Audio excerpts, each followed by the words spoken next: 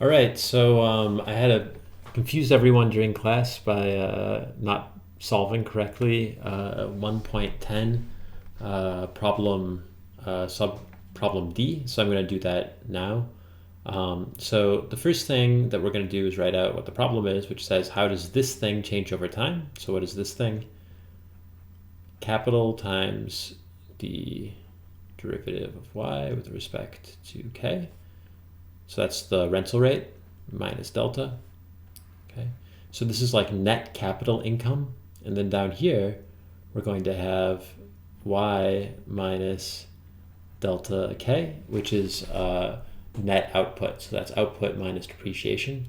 And the question is, how does this thing change over time? Okay, so how does the income of rich people who invest in capital change as a fraction of output that is not depreciated capital?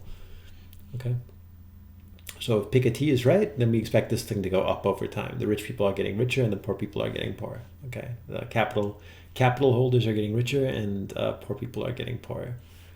All right, so let's look at this delta y, delta k first. All right, so we've actually assumed that we have Cobb-Douglas production, a Cobb-Douglas production function. So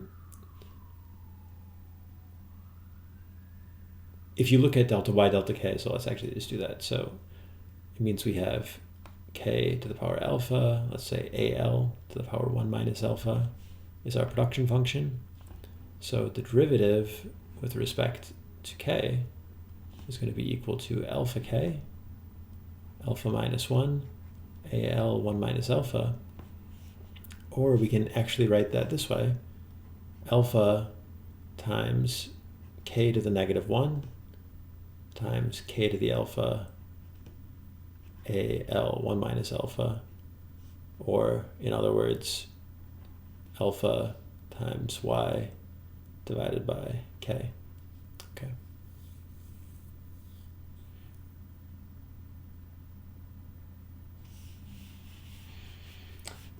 So let's substitute that in up here. So we're going to have k alpha times y divided by k minus delta divided by y minus delta k. All right, now let's divide the top and the bottom by y. So we're going to get k divided by y, alpha y divided by k minus delta divided by 1 minus delta k divided by y. All right. Multiply through, we're going to get alpha minus delta k divided by y divided by 1 minus delta k divided by y. Oh, that looks much better. All right, now let's take the derivative of this with respect to time. So the derivative of alpha minus delta k divided by y with respect, 1 minus delta k divided by y with respect to time. All right, so we're going to get negative delta k divided by y dots with respect to time, 1 minus delta k divided by y, minus alpha minus delta k divided by y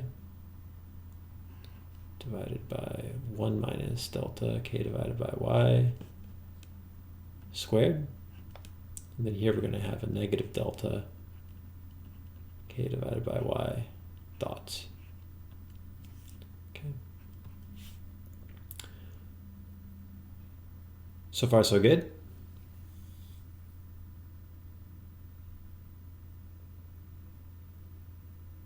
So what we want to do is put a sign on this. So the capital to output ratio is growing over time by assumption. Okay, so this thing is getting bigger. This thing must be some positive number. Why is that? Because, well, capital as a share of y is some number less than 1, and delta is some number less than 1. So we're subtracting 1 minus the product of two numbers less than 1. That has to be something positive. This numerator here is negative. Okay. What about over here? So this certainly is negative. This is positive. Okay. Here we have something negative. So the question is, what's the sign of this? And that's harder to say, right? Because we have here a alpha, that's some number less than 1. And then, you know, it's this is some number less than 1, and this is some number less than 1. So we can't immediately say what the sign of this thing is. So let's try to do a little more manipulation and see if we can get an answer. Okay.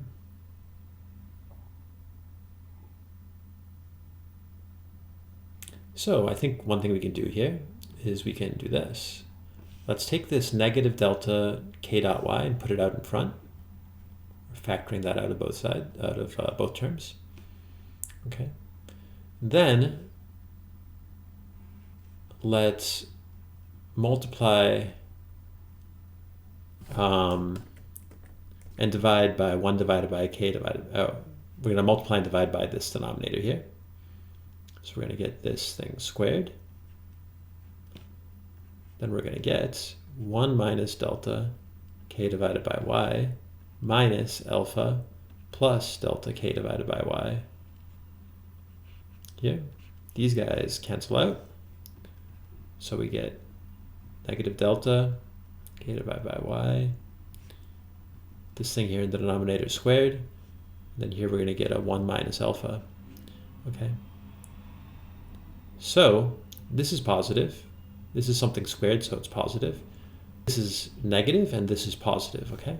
So this is altogether negative. So after all that work, what do we learn? We learned that this capital income as a share of total net output is actually falling over time, okay? So I'll just write that here. Net capital income as a share of net output is falling over time.